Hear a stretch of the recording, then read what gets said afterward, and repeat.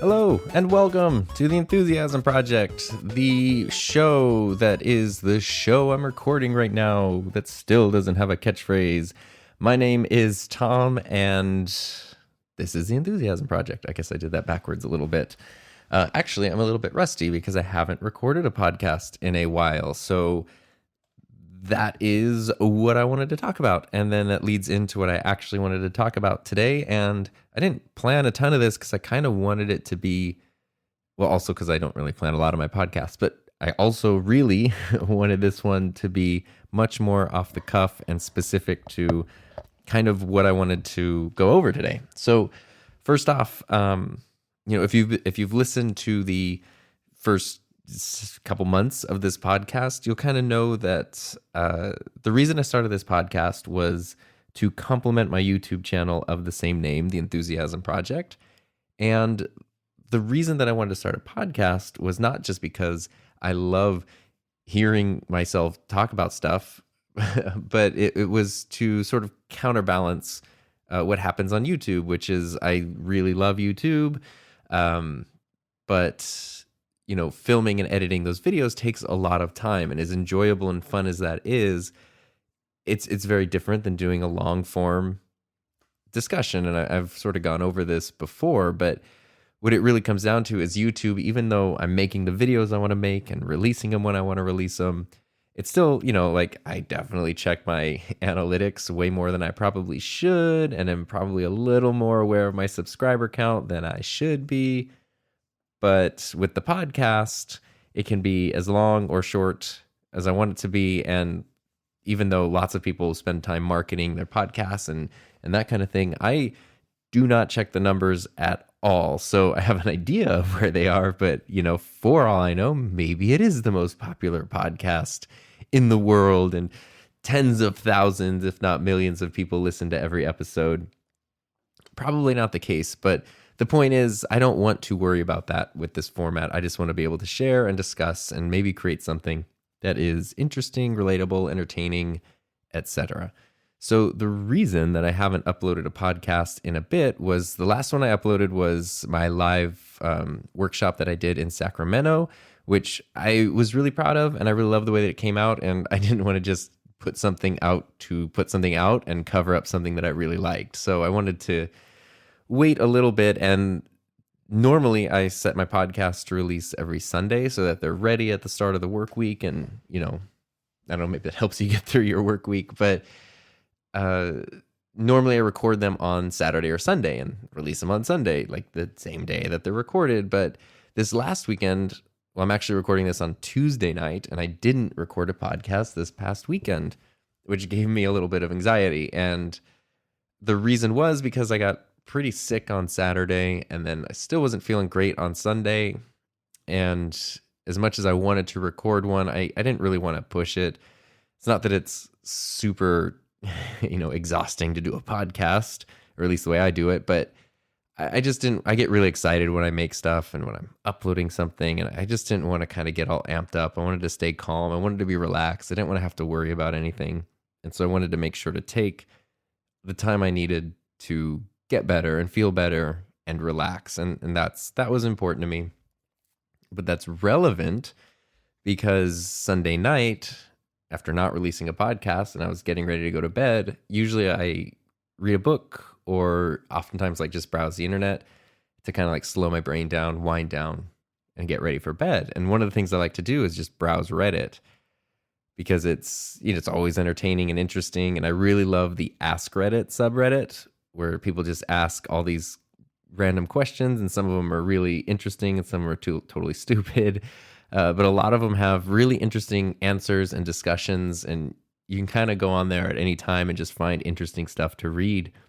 And one of the things that popped up, and I should have saved it, but I tried finding it right now, but Reddit's search function is bad. And it's been a couple days and I can't find it. But anyway, it was a question that said, men of Reddit, what is something you deal with that the opposite gender probably isn't aware of, or something like that? And I was like, oh, okay, I'll click on this and see if I relate to any of the answers or any of the discussion. And it was so interesting because all of the top comments were kind of in the same vein. They all had to do with like, uh, I don't know how to express how lonely I am, or I don't know how to express my emotions, or I don't feel comfortable expressing my emotions, or sometimes I just want people to know that I'm also scared. It was a lot of emotional stuff. And it was interesting to me because the discussions were kind of leading to like as far as we've come with gender equality in 2019, which is a long ways and it's a very positive thing. There are still just certain areas where, the two genders aren't equal. And obviously that's not news to anyone. I'm not breaking any ground here by saying that. But it's just kind of interesting to look at that. So, for a lot of people, they don't really care, who makes the most money in their household, or if, I feel like, as a guy, I'm okay if a woman makes the same amount of money as me, or God forbid more, like, or, if my partner makes more money than me, that is fine. That's a great thing. Like, I have no problem with that. And I think a lot of people feel that way too. But I do think there's still a large chunk of the population that it's not that they're against that, but it's just sort of that traditional structure is there, where even if the idea of equality is coming around, it's still sort of looked upon as, men and women are cast in traditional roles. And for men, a lot of the time, that includes being the primary provider and being the source of stability and strength for their family and their home, and not letting anyone see when they it's kind of like, it reminds me of this old joke, which I'm sure maybe you've heard. And it's, there's the bravest pirate captain on the seven seas, and he commands, a brave crew, and they win every battle. And suddenly, like, an enemy ship is on the horizon, and the brave pirate captain says, like, "Arr, get me my red shirt." And so they go, okay, and they give him his red shirt, and they battle, and they win, and they're victorious, and hooray. And, it's like the captain's lucky red shirt. And then there's, a few weeks later, another ship shows up, and they go into battle, and the captain goes, "Arr, give me my red shirt." That is a terrible captain voice. And they give him his lucky red shirt, and they fight, and they fight, and then they win. And finally someone asks the captain, "Captain, like, what is it about your shirt that is so lucky, about this red shirt?" And the captain goes like, "It's not that the shirt is lucky. I want to wear my red shirt so that when I get cut, you don't see my blood, and then you still have the courage to keep fighting because you don't see me bleeding." And everyone's like, "Wow, that's amazing." And then at that moment, they see, 5, 10, 15 enemy ships coming up over the horizon. And they go, "Captain, what do we do?" And he goes, "Arr, get me my brown pants." And is the joke. But the point of that joke is that the captain is hiding his fears and hiding his pain and hiding what he's going through. And that's, of course, a silly joke. But I think a lot of people do that. And I think in very traditional settings, men tend to do that. But even in more like quote unquote progressive, environments and locations and whatever you want to call it, I still think there's an issue where men reserve their emotions or don't even necessarily know how to communicate them. Not even that it's okay, but even if it were okay, how do you even go about doing that in the first place? And I was reading through this thread, and there were just so many people that were saying like, we look big and tough, and people think, whatever about men, but you don't know how lonely people are. And sometimes we just like want a hug, and we just want to have a compliment, or, we just want to have someone do something nice for us or take care of us or tell us it's going to be okay. And it was really interesting, but it was almost heartbreaking to read in a lot of ways. But it was also really, really eye-opening. And looking at myself and looking at the people I know and, people I have known, and even like the students that I teach, I think that being able to communicate emotionally is something that it's universal. Both genders struggle with it in a lot of ways. But, this specific thread, and from my specific point of view, was looking at it from, a man's point of view was sort of, it was sort of different. And I never really realized the stigma that still exists around men's mental health in 2019. And it just kind of got me thinking, like, wow, what it really got me thinking was, oh boy, I have struggled with things and do struggle with things. And 100%, like, I keep stuff to myself and I don't want to say it. And some of that, maybe if I were a woman, I'd still keep it to myself. So maybe that's just a personality thing. But some of it maybe is because, it's not, I don't know. I mean, I think there are definitely things I keep to myself specifically because I'm a guy and it doesn't seem like something I want to share.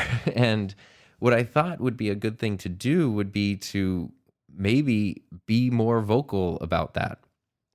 And even if I'm just one voice, but if I'm one voice putting it out there, and maybe it connects with somebody else, and then maybe they become another voice and another voice, maybe suddenly it's not so quiet and it's not so taboo. And so, I mean, I don't want to just spend, 40 minutes talking about like anxiety, but I do want to explain sort of some of the things that I struggle with very much right now at this moment. It's not like looking back and going like, oh man, I remember when I was sad that one time, or when I used to get anxious about things, but stuff that like today I felt, and I think there's a wide range of emotions that everybody goes through, no matter your gender or your situation. And I think it's definitely important. It's not that you have to vocalize or communicate every emotion, because God, that would be annoying. Sorry. We care about hearing things, but sometimes enough is enough. But I think it's really important to be self-aware and reflective enough to just, listen to yourself.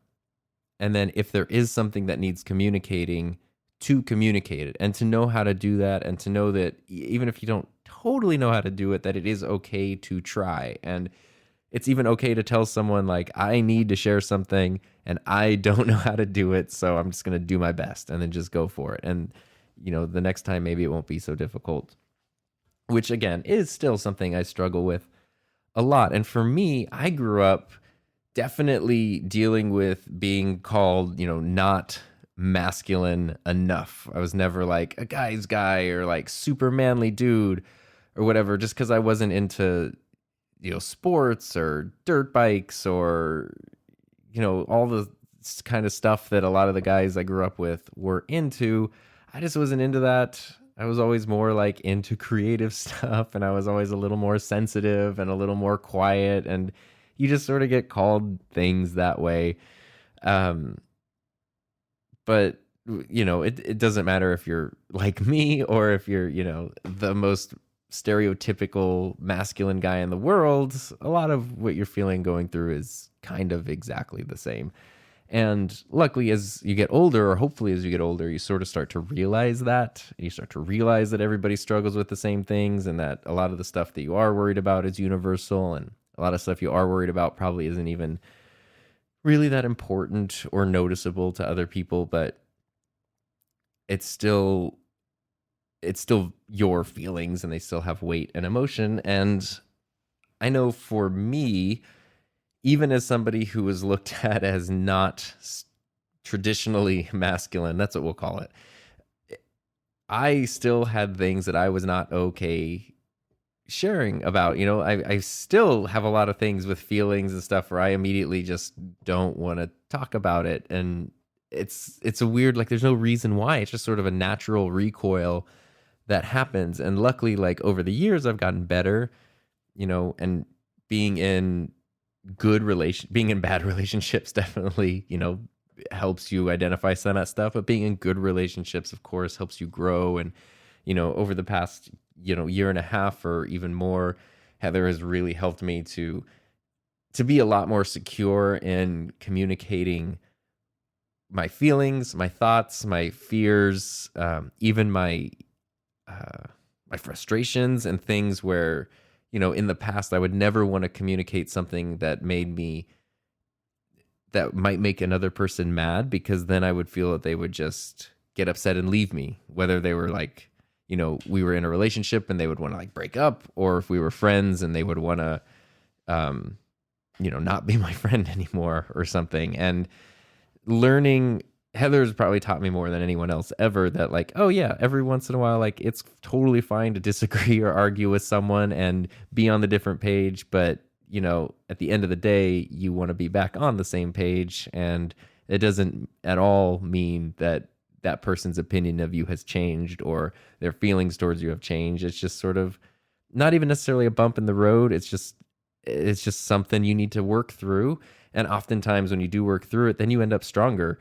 And it's sort of like growing pains rather than, the pain of everything falling down. But it's really hard to get to a point where you're comfortable doing that. I'm definitely not an expert at it, because I struggle with a lot of the same exact insecurities that I had when I was a kid. And I've always had, anxiety, like terrible, terrible anxiety about just being alive, I guess. Everything for my whole life has always just made me anxious. And I've always been a little high strung, and people always, comment on it, which then makes you feel worse. And it doesn't help when you're like in an anxiety mode and someone's like, well, you're just being too anxious. That's not helpful. Or when you tell someone, they're like, oh, I'm feeling depressed or I'm feeling anxious, and they go like, oh, that's just all in your head. And you're like, yeah, I know it's a mental disorder. By definition, it is all in my head. So that doesn't help. And now you made me feel stupid. So those kinds of things, when enough of that happens, you just sort of start closing off. And for me, my method, and again, still to this day, in a lot of ways, my method of dealing with that is to then swing so far in the other direction where if I don't want to say or do anything that's going to make someone mad or upset or look down at me, then I want to just please everybody. And I want to make sure everybody's happy. And I will absolutely take my needs and put them on the back burner if that means that someone's going to be happy and everything's going to be okay. And that is not good. It's great to help other people be happy, of course, and to be aware of other people's needs, but doing so at the cost of your own needs regularly and consistently is very unhealthy. And what you find out is it seems like people are happy, but it really doesn't take much for them to then snap and turn against you, because all you have to do is then suddenly say no one time or show one bit of, annoyance or frustration. And since you've been the doormat for so long, people are used to you being the doormat. And as soon as you're not, it's just kind of like, it's not okay. It's totally paradigm shifting in their world, and they don't want to deal with that. And that's sad and scary. And it's also really unhealthy because it proves that relationship does not work well. Like, I've had jobs where I've worked on teams, everybody gets along, everything is great. But as soon as I have a dissenting opinion, not an aggressive one, not a major one, but maybe I just go like, oh, instead of that, what if we did this? Or, we've been doing this for several years and it seems like it's not super efficient. What if we looked at it this way? Then suddenly it's just not okay, because now you've voiced dissent and you're not just being that easygoing, people-pleasing person. And that's not a healthy relationship to be in. And that's, it really wasn't until I met Heather in 2017 that she was the first person that just let me know that it was okay to have those opinions. And even now, I'll still do things where, like, we were talking last night about, she had an idea for a new video project, and she was, my time is very filled up right now. It's a busy, not in a bad way, but a very busy time. Just a full time, I guess I should say. And she was talking about couple new video projects she wants to work on, and she was asking if I wanted to be in them with her. And I was like, oh yes, that would be great. I'd love to do that. And then even though she didn't ask me or imply in any way that I would be responsible for editing this project, I still felt it was necessary to say, but just so you know, like I can't help with the editing process of this. And it wasn't because she made me feel like I needed to. It was just for me to make sure that I can rest easy by making my expectations and my needs clear. And Heather always kind of laughs at me because whenever I do that, it's always like, it's always super obvious. Like it's always 100% unnecessary. And it's always like really obvious that I'm like trying to make my needs clear. But luckily she puts up with it. But more importantly is I'm more able to do that because of that. Because of her, I'm more able to do that in other situations where normally I wouldn't be as comfortable doing that. And I think that that is really important. You know, if you're taking on a new thing at work and you're just expected to be the person that shoulders a new project or a new burden and doesn't complain about it, and someone says, "Oh, we need someone to do this. Can you do it?" I think it's important to say like, "Yeah, I'll do it, but you know, it's not going to be done until next Friday." Or, you know, I won't be able to come in this weekend to work on it. Like set your limits, or just straight up say, "I'm sorry, I'd love to, but I can't." I had to do that yesterday. I was being pressured to take on a huge project that would have gone from now, which is mid-March, all the way until the end of our school year in mid-June. And it's not that it would have been impossible to do it, but it really would have been impractical and just a massive amount of stress. And so I had to explain, like, it's not that I don't want to do this project. It's that it's really not feasible or practical for us. It's really more of an issue of time than an issue of desire. And the person I was talking to pushed several times to, "Are you sure? Are you sure? Are you sure? Please, it'd be great." And I just had to stick to my guns and say, "I can't. I'm sorry. We cannot take this on." And that doesn't feel good to disappoint someone, but it really does feel good to know that now I didn't take on something that is just going to stress me out for the next 3 months, which is normally what I would have done. And I think that a lot of people would do that. And I think that especially a lot of men feel obligated to do those things, just take on those things. And especially then if ego gets involved, God forbid, if it's like, "Well, so-and-so would do it, or if you won't do it, then maybe then you're just like, oh my God, like I'm not going to be you."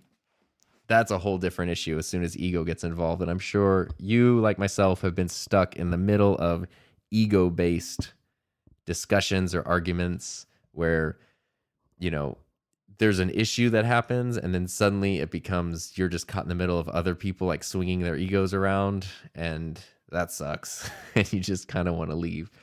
But my point is that, you know, being a doormat and being someone who's trying to make everyone happy has often been my role in life. And it's only been in the last few years that I have learned that it's okay not to do that. And that was a hard thing to figure out too, because when I first started learning to say no, I was probably a little too aggressive in how I said no, or how I turned something down, or how I stood up for myself, which then automatically does flip someone into defense mode. And then that's not a good thing. So learning how to diplomatically and, you know, objectively disagree with someone is a really important skill that I think probably just takes constant practice and awareness. And, you know, I don't have a solution, but I think it is an important thing to practice for everyone, not just for men.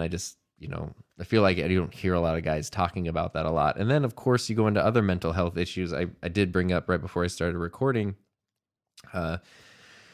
There's a chart on mentalhealthamerica.net, which seems legit. It's got a nice logo. And it's the 5-minute guide to men's mental health. So it basically says that there are 151, almost 152 million men in the United States. And of those, about 6 million are affected by depression every year. And so the 5 major mental health problems that affect men are depression, anxiety, bipolar disorder, psychosis and schizophrenia, and eating disorders. And I mean, eating disorders are a huge one. For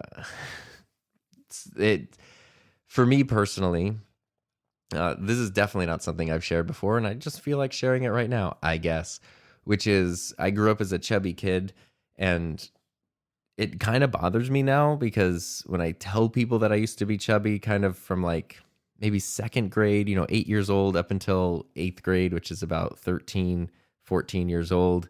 I was pretty chunky, and not to the point where like doctors got involved or anything, but definitely the point where you would get called names, and I would often be, the biggest or one of the biggest kids in the room. And um, I mean, truth be told, I can say this as a teacher, but like childhood obesity is a huge issue. And so even though I was the biggest kid in the room 20 years ago in middle school, in a lot of today's classrooms, I'd be like average. And that's kind of just a sad truth. But what that means is then people look back and they're like, oh, you weren't very big at all. And I'm like, no, it was a total nightmare. And like I had, a lot of issues with that. And what helped me lose weight and get over that was the natural like growth spurt that you have as a teenager when you can just eat like an entire house and still be hungry, and then you're growing like inches every day. And it's just sort of like I think it happens to all teenagers, but like when a teenage boy is growing, it's just like this insane machine of like there's not enough food or energy in the world. But on top of that, I also developed an eating disorder, which I very rarely, if ever, talk about. But I think that it's really important to talk about it because I quickly learned like, oh, I'm starting to lose weight. Cool. One way to lose weight is to not eat things because then you don't gain weight. And so I would just not eat to the point that I would start getting sick. I never like got to the point of like intentionally vomiting just because I'm way too squeamish for those things. But I definitely I would go way too long without eating, eat way too little every single day. I basically definitely, I became anorexic for several years to the point where I went from being made fun of for being too fat to being made fun of for being too skinny by a lot of the same people, which was annoying because I was like, a year ago, you were making fun of me for being the fat kid, and now you're calling me like manorexic or anorexic or whatever, which sucked too because I was, and that's not me sort of taking on like, oh, I think like I didn't eat very much. I mean, it's legitimately where no matter what you actually look like, when you look in the mirror, you just see an obese person. And when people are telling you like, no, you're super skinny and the scale's telling you a number, it just does not compute. It does not make any sense. And you just don't eat stuff. And I remember specifically just, on a regular day, skipping breakfast and lunch and having a very small dinner in quotes, because it definitely wasn't like a multi-course meal, but just little like tiny portions throughout the day. Again, as a teenager who's growing, I remember, Thanksgiving dinners where instead of having the big Thanksgiving dinner, just having like a small half of like a sliced turkey sandwich that is, not nearly enough to even like satisfy you on a normal lunch break on a weekday, much less a Thanksgiving dinner. And somehow just making up lies about, I'm not very hungry right now, or no, this is fine. Like, just you kind of I don't remember like all the ways you would hide it, but you just sort of hide it really well, where you just sort of stop eating. Or I think what's more common is I would eat around people. So if I went to school and it'd be lunchtime, maybe I'd like have like a snack or a lunch or something, and it would seem pretty normal for what any high school kid would have, but then I wouldn't eat anything else all day. And so people would think like, oh yeah, he's eating like a normal person, but little did they know there was no breakfast or dinner or anything. On top of that, it was just sort of that one meal. And it was definitely really unhealthy, especially living in the desert where it gets really hot. And then if you're in school, you're supposed to be outside doing activities in the heat, which is dangerous anyway. And on top of that, you have no nutrition. And it definitely caused a lot of problems. And it lasted a couple of years. Where I was just religious, I just sort of found a goal weight or an ideal weight, which I don't think is a problem to have a weight that you want to be at or to monitor your weight, but like where I would weigh myself, 4 or 5 times a day. And if that number was anything above where I wanted it to be, that's it. You just don't eat, period. Like, doesn't matter. And just by being alive, your weight fluctuates a lot throughout the day. So that means a lot of times you're checking your weight and it's not where you want it to be, and then you're not eating, and then you're not getting the nutrients that you need, you're not growing. But God forbid I would never tell anybody about that. I mean, I've only ever told a few people about that until I decided to record it on a podcast and put it on the internet right now. But I think that that's important. I think that, as a teenage dude, it's not at all comfortable or okay or looked at as normal to say, like, yeah, I have an eating disorder. And the reason I have an eating disorder is because I'm really insecure with myself about how I look and how I feel. And I want to get through that. And I don't know how to do that. So I'm just doing it in a really unhealthy way. It is not something that people are okay talking about. It's not something that I was okay talking about. And I think that it is important that if somebody has experience with that and if they're comfortable voicing it, that it is voiced, because it would have been so helpful. The internet wasn't what it was then, but it would have been so helpful to have somebody else's experience to lean on in that time, and to kind of like help me come back to a healthy balance and sort of figure things out. It's still, I mean, that, I think I most of those symptoms started waning around my junior year of high school. So it was a couple years of just super unhealthiness. And then I don't know exactly what it was, but eventually it just kind of like clicked where I think especially when you're 16 or 17, you're in full on like teenager mode, and you can eat a whole pizza and like not gain a pound. Which is just terrific. And so I just sort of hit the point where I was like, okay, like I'm fine, like trying to just tell myself, like, I know this is what I think I look like in the mirror, but I know that this is what everyone tells me I look like. I know that this is what my weight is. I know what that means. I don't need to freak out about it all the time. I can relax and enjoy myself. And I know I did specifically then eliminate a scale for a long time where I just didn't weigh myself. I had no idea what I weighed. And that was probably good, because it didn't, I just kind of, like I had my clothes, and if my clothes still fit, I figured I was good to go, which is probably a healthier way to go about it, honestly. But my point is that even now, years and years later, because that's what, I don't know, 15, 16 years past that, I definitely still, I have my weight that I want to be at. If I'm not at that weight, I don't freak out and like starve myself or anything, but I definitely go like, ooh, maybe I need to lay off the carbs, or definitely not go out to eat, or, maybe go to the gym a little more. Just kind of like, oh, be aware of it. Plus, in your early to mid 30s, I know my metabolism is not what it was and is just getting slower. So I don't want to do anything to aggravate that. But the point is, there's, it's still there. And even though I know what a scale says, and I know what people say, and I know, like, I edit videos of myself all the time, and all I see is evidence of like, oof, like getting a little chubby there, or like this is not where it should, like, it's all just self-critical, as opposed to like probably unnoticeable to most people. And that's something that you just kind of have to learn. I don't have a solution, but it's just something to kind of learn, that the difference of what's in your head versus what is reality is a difference. And God, I wish I would have had somebody to talk to about that as a kid when I was going through that. So, another one of these statistics, obviously, like, on the same website, mentalhealthamerica.net, going into the fact that men tend to not communicate their feelings and necessarily seek out help for their mental disorders. The highest suicide rates in the U.S. are found in Caucasian men over the age of 85, and suicide rates among men in general are on the rise every year.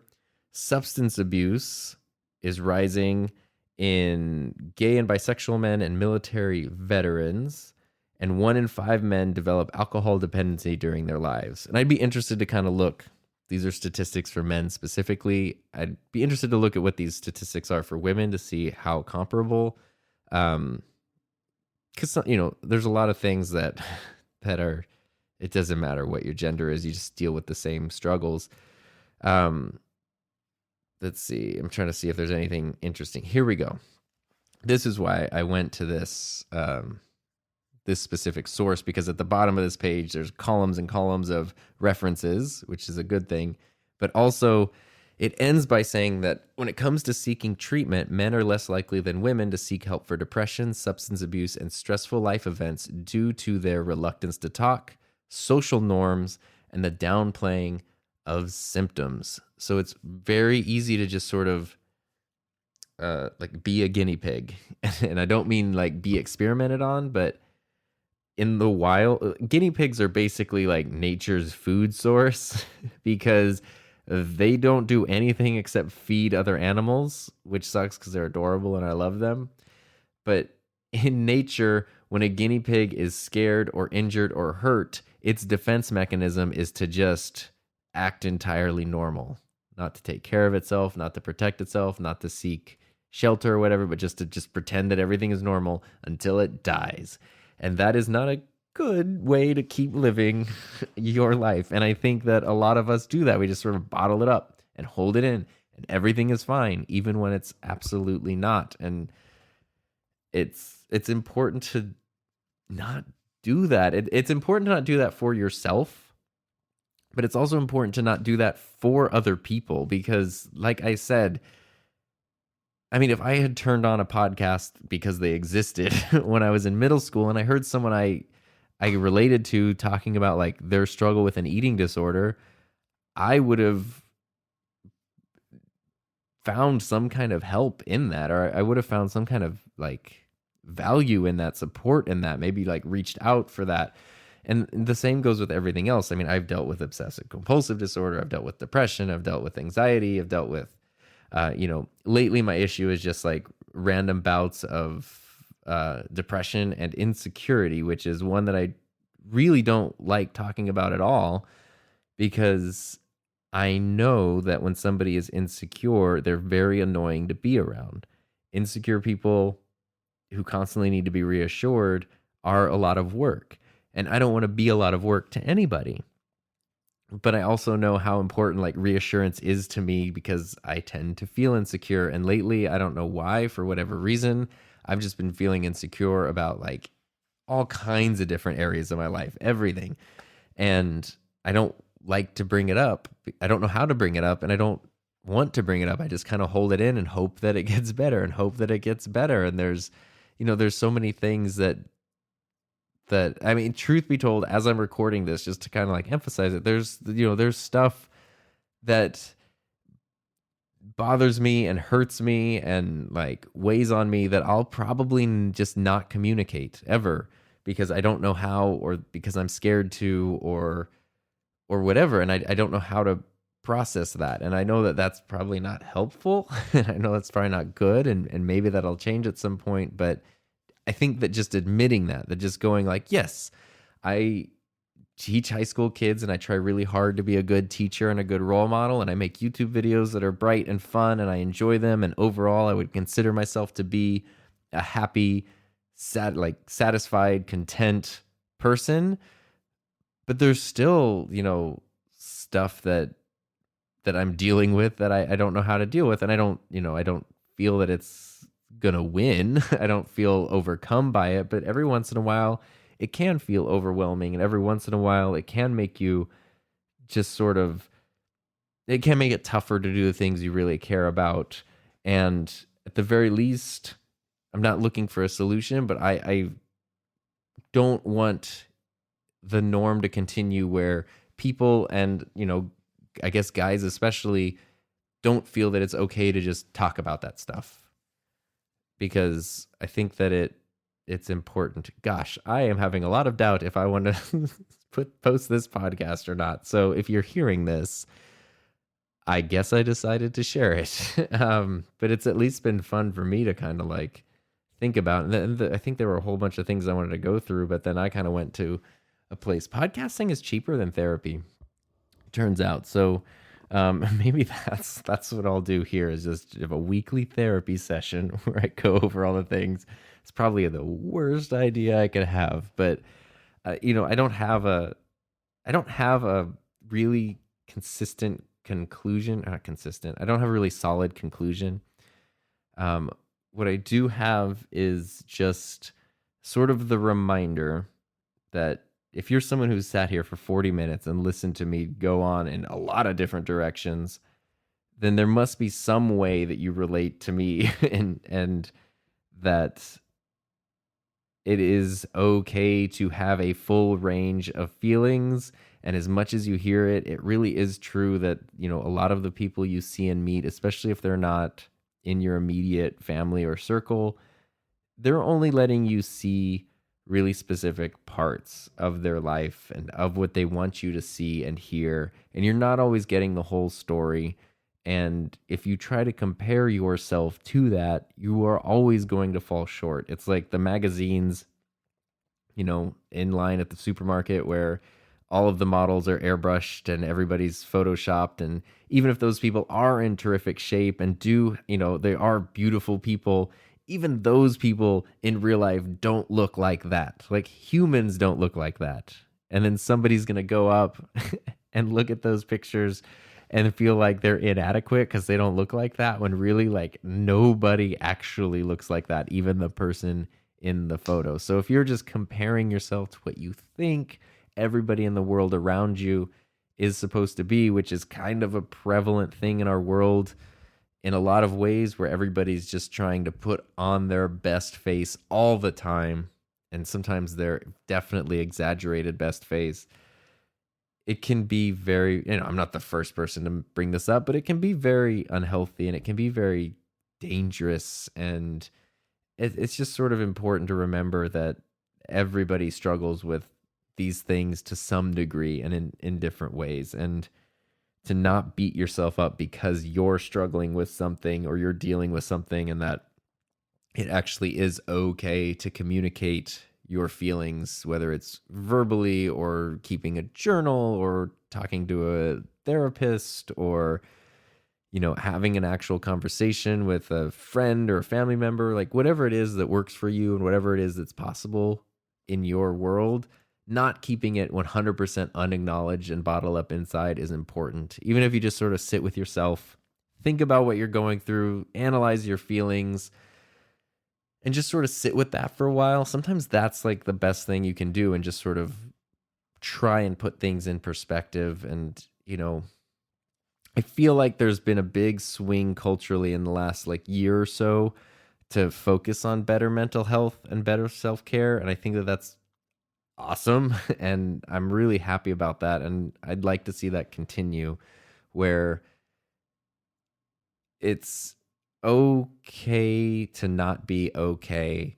And it's okay to prioritize taking care of yourself and doing what you need to do to be happy, and looking at what your own goals are to be happy, and not playing the comparison game where just because this person has something or that person has something that you're lesser, somebody winning doesn't make you lose.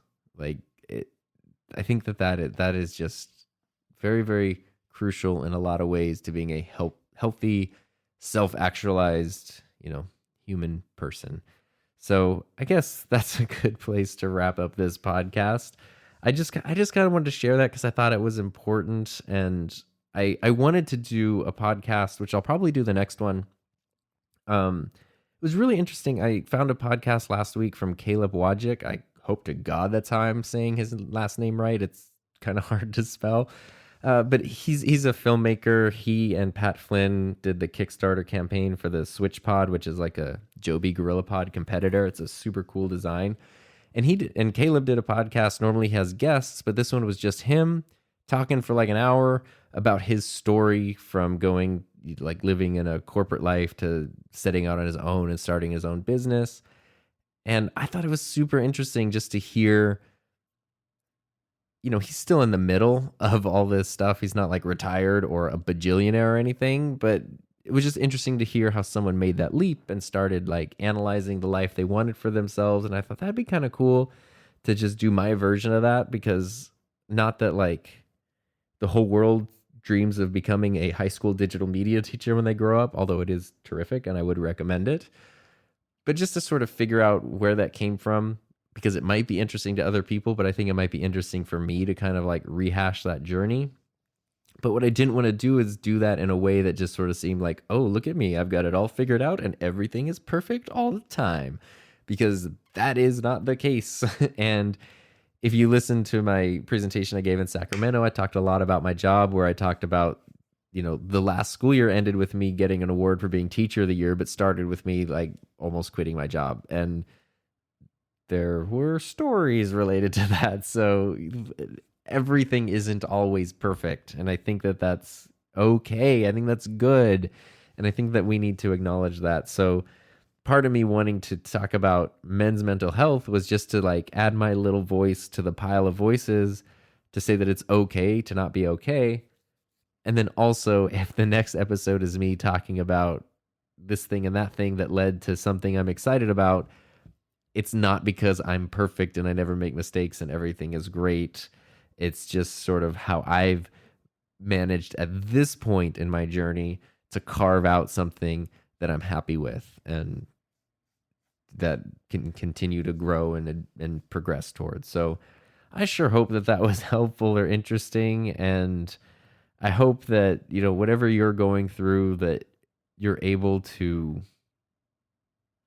gain perspective on it in a way that is beneficial and overcome it. And remember that a lot of times struggles end up being growing pains rather than like the end. And just because you beat something once doesn't mean it's gone forever. And it's okay to sort of have these cyclical things that you kind of have to keep dealing with and keep being aware of. And basically, it's actually okay to be a human, I guess, is probably the theme. That's what I'll title this episode. It's okay to be a human. Men's mental health. So anyway, that's pretty much it for right now. If you want to check out any super fun videos, you can look up the Enthusiasm Project on YouTube, or I'm at SoDarnTom on Twitter and Instagram. I am super bad at understanding social media, so sometimes I forget to check messages and things, and I promise it's not because I'm being a jerk. It's just because I sometimes forget how those things work. So anyway, I hope you have a great rest of your day, great rest of your week. Thank you so much for listening, and I will see you next time.